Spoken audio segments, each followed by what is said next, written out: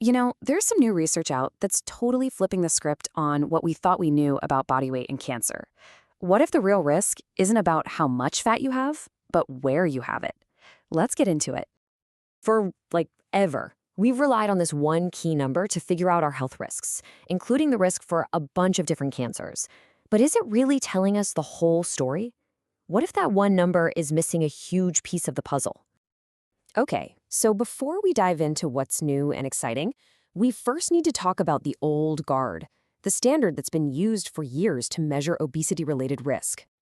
And that standard, of course, is the body mass index, or BMI. You've probably heard of it. For a long time, it's been the main tool doctors use to estimate a person's risk for cancers that are linked to excess weight. It's a simple calculation, and it's been our guide for a while now. But here's the thing. Experts are starting to say, hey, BMI is, well, it's a bit quick and dirty. It gives you a basic snapshot, sure, but it misses a really critical detail. It tells you about your size, but it tells you nothing about your shape. And that difference? It turns out it's a really big deal.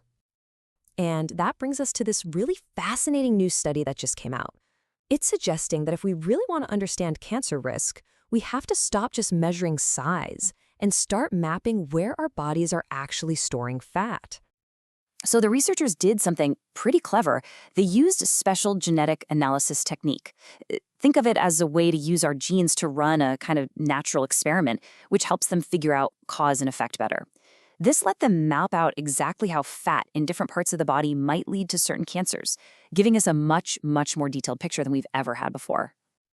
And they got super specific. I mean, we're not just talking about belly fat in general. They broke it down, looking at the fat right under your skin versus the more dangerous, deeper fat that's wrapped around your organs. They even looked at fat stored inside the liver and pancreas. That kind of precision is what makes these results so powerful. All right, now this is where it gets really interesting and kind of turns everything we thought we knew on its head, challenging that whole idea that all extra fat is automatically bad for you. So the results? Well, they weren't simple at all. While some types of fat were linked to higher cancer risk, just like you'd expect, the study also found a massive surprise. Okay, check this out. This table really lays it all out. As you'd probably guess, fat around the belly and deep inside around the organs was linked to a higher risk for several cancers. No surprise there. But here's the wild part. Look at that last line. Fat on the thighs and buttocks was actually linked to a lower risk for certain kinds of breast cancer and even a type of brain tumor. That's right, some fat seems to be protective. I mean, even the experts were blown away by this. This was a total shock. The idea that where you store your fat could actually lower your risk for certain cancers, well, that's a total game changer in how we think about all this. So this unexpected, intriguing finding brings up the million-dollar question, right? Why? Why on earth does the location matter so much? Why is fat on your thighs so different from the fat around your liver? Well, the key thing to remember is that fat tissue isn't just sitting there for storage. It's actually super active, almost like its own little organ, and it can increase cancer risk in a few ways. First, it makes hormones like estrogen. Second, it can mess with your insulin levels. Third, it can cause this low-level chronic inflammation. And finally, fat cells release these special proteins that can tell other cells to grow or not to grow.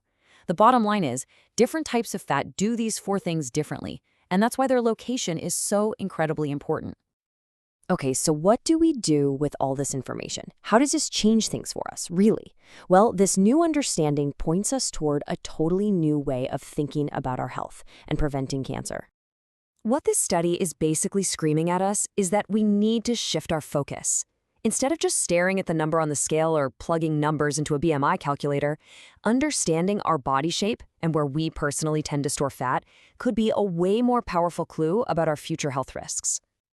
So the big takeaway here is real evolution in how we see things. We're moving away from a simple one-size-fits-all measurement to a much smarter, more personalized view of our body composition.